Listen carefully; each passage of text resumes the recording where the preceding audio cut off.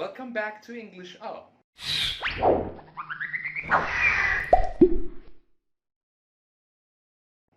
Welcome to Educator Up. I am Mohammed Nabil, and this is my series to help English teachers to improve their teaching skills.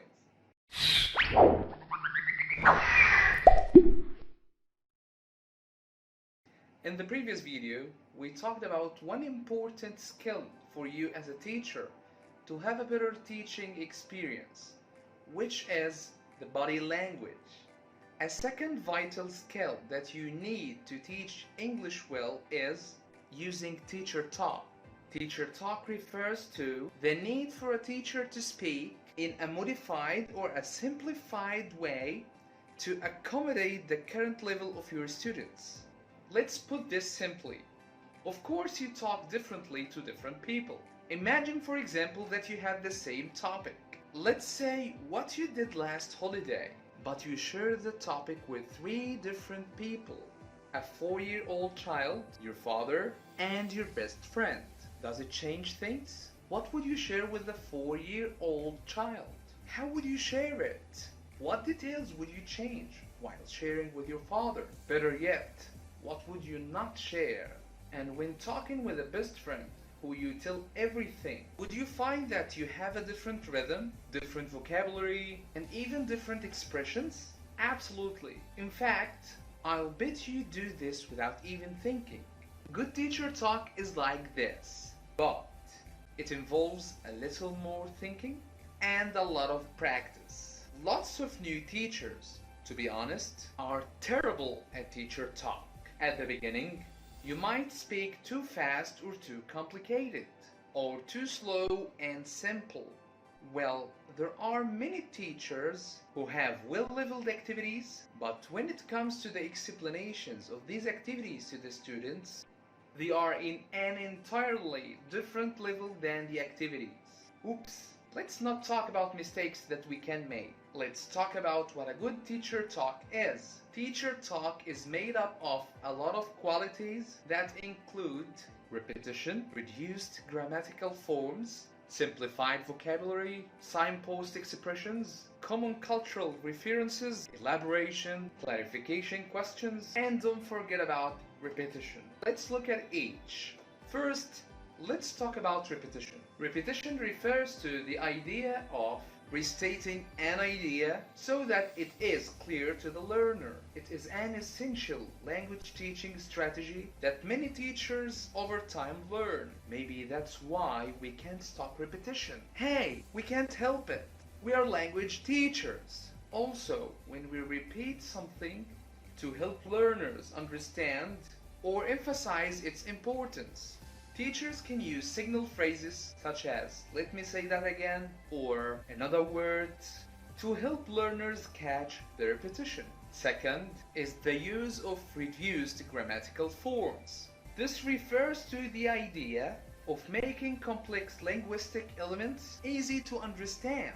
While many experienced teachers have learned how to reduce their language structures, many new teachers will have to learn how to simplify things into common tenses and to eliminate unnecessary or confusing phrases or clauses. Third is the use of simplified vocabulary.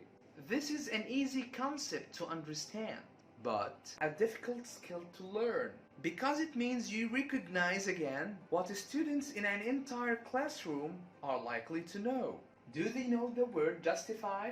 No, but perhaps they know the words give reasons. Another teacher method is the use of signpost expressions, which refer to transitional words or phrases that help guide the learner's attention to the form of structure of an utterance. A signpost is the signal phrase, or a signpost is the signal word or phrase, such as first, also, or for example, that screams to the learner, "You are here," or "only one more idea to go." Next, let's talk about using the cultural references in the classroom. Many teachers who aren't used to dealing with second language learners use cultural references that are unfamiliar to their students. Like when your dad is talking about his favorite singer from the past.